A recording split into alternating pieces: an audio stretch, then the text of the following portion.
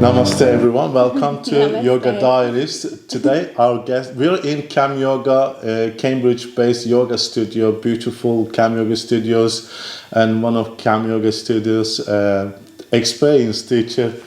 Please can you introduce yourself to us? Hi, I'm Tamara Ashley, and I've been teaching here at Cam Yoga before the pandemic actually, and then I just recently restarted teaching the Mysore classes on Sunday mornings.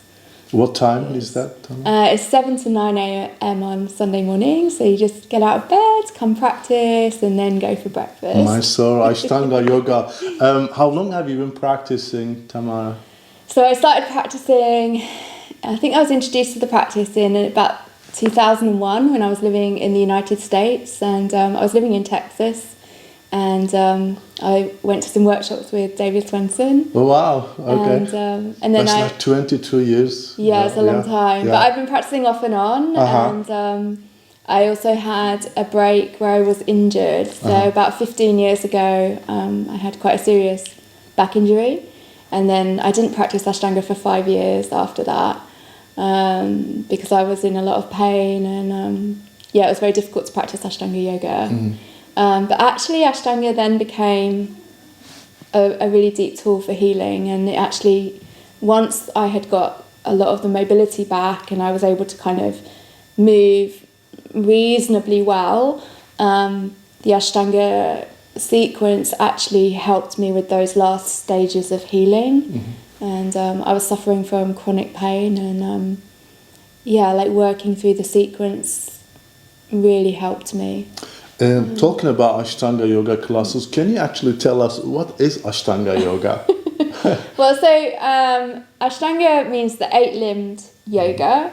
So Ashtanga is a term that describes the 8 limbs of yoga. So we have yama, niyama, asana, pranayama, pratyahara, dharana, dhyana, samadhi. And Ashtanga yoga has become known as the system of yoga that focuses on a set sequence of asanas that we learn gradually over time, and we generally practice with our own breath, and in the Mysore style room each practitioner is working on the sequence in their own way, so every practitioner looks a bit different. And every practitioner is usually at different parts of the sequence. And then we go to lead classes once or twice a week to kind of tune our understanding of the sequence, of the breath, of what's called the vinyasa count. Like we have a vinyasa count that we follow that makes it like a moving meditation. It's a very specific practice of yoga in that you lead yourself and the teacher is there to help you and assist you. So you're not led in the room by the teacher, you are leading yourself. And because of that, it encourages a very deep inward focus and a very meditative and soft, I think it's very soft approach to practicing, and very personal, like it's very individual.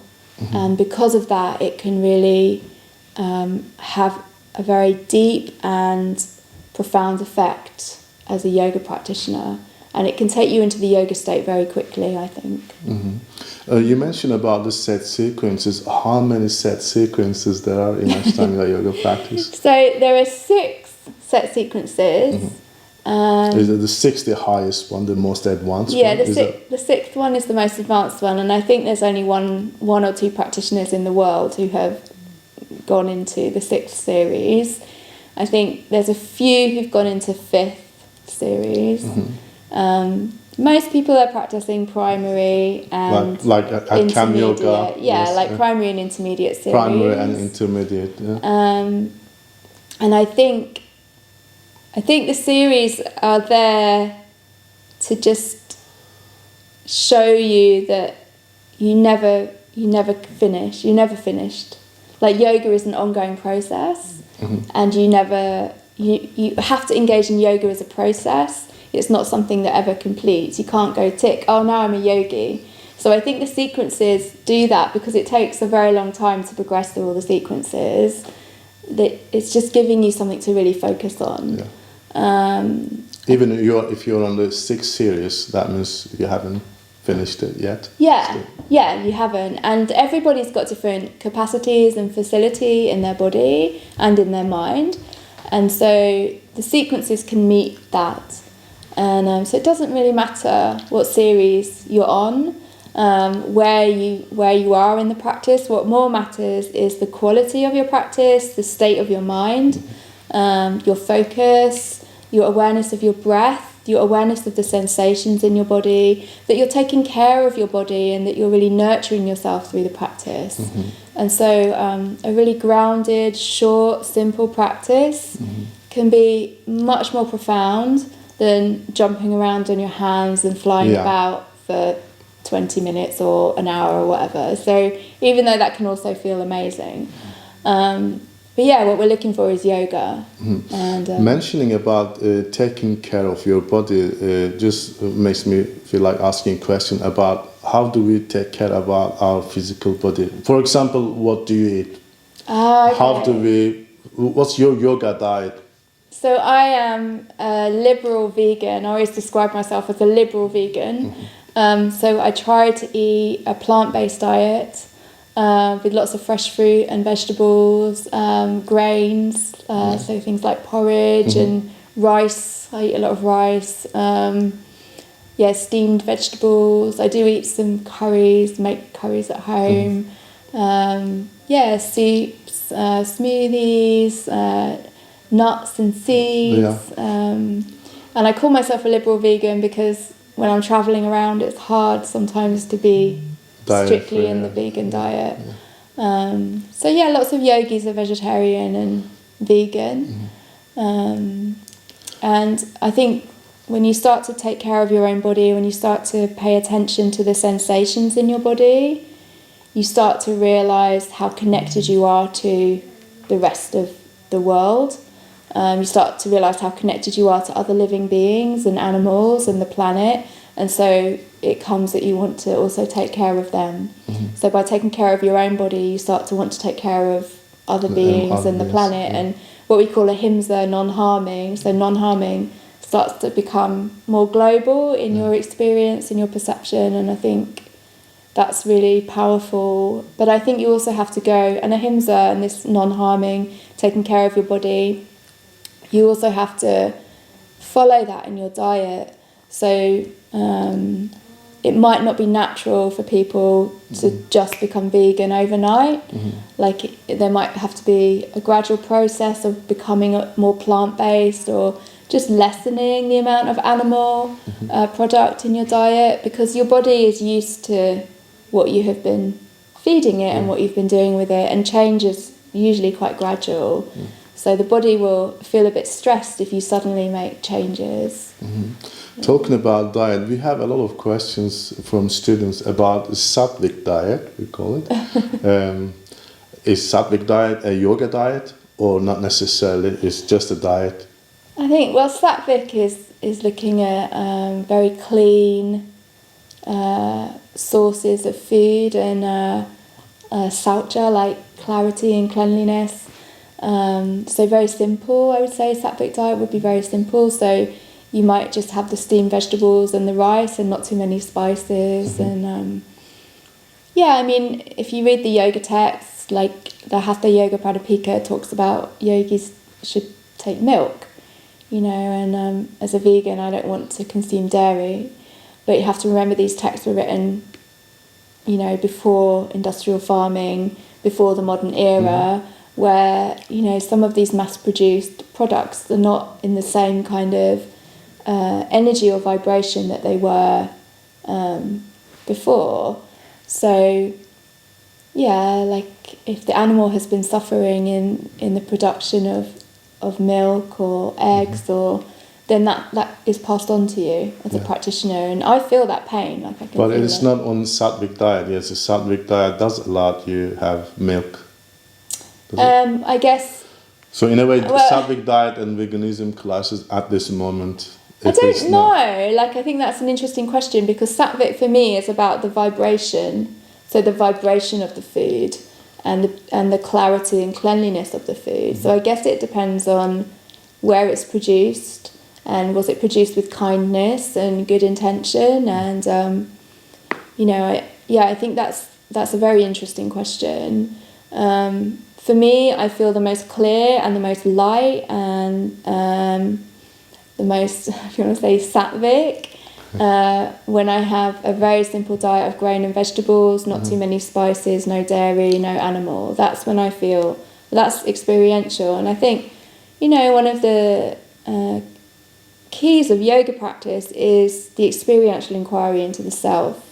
So we can follow the guidelines, we can listen to teachers, we can look at what the books say, but then we have to test it on ourselves, because we have to also make sure our own vibration is healthy, and we feel healthy and we feel good in ourselves, so that then we can share that with others and we can help others as well. Thank you, Tamara. And if I pick a pose, what was your most challenging pose? Oh my goodness. For yourself, for your individual, on practice? Yeah, so because I had a serious back injury, I tend to struggle with all of the back bending asanas. Are you okay with them now? Are you still struggling? No, I still struggle, and I think this is where the practice has to be very individualized, and the teacher can really, especially in the Mysore setting, a skillful teacher can really work with you and help you look at what's happening functionally, anatomically, energetically, and try to move yourself into patterns that are not painful. Try to re-strengthen the body, realign the body.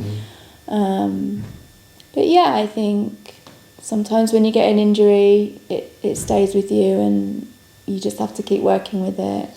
And just that's part of who you are, Yeah. It's also given me a lot of knowledge about the body because I was injured. So, yeah. So I think the last question, one last question about why people should practice Ashtanga, in your opinion.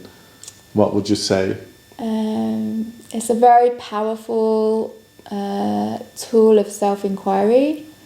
For me, it's very somatic and encourages the practitioner to go deeply into their sensing body. It allows the practitioner to move at their own pace. It allows a practitioner very quickly to develop the more deeper mind states, pratyahara and meditation, withdrawing the senses and finding a sense of calm. And I think even just the standing sequence in Ashtanga can do that. Like, it's very powerful. And you can also work through so many things in the practice. It can really show you your mind, your emotions, your feeling states, and you can look at those and come to understand yourself. Yes, it's really quite deeply. dynamic form of yoga practice. Yeah. I practiced Ashtanga in the past quite a lot. Yeah. And I know this will be another question. I said that was the last question. So if you're practicing constantly Ashtanga yoga, what should we practice next to it? Any yin or restorative? Yeah, to keep the balance? I am actually also a restorative yoga teacher, and I do teach restorative yoga. And in the Mysore room, people can do restorative sequence if they want to take a lighter day. Also, when people are menstruating, they can do a restorative sequence. Like balancing with restorative yoga, but also the sequence doesn't always have to be done like full power.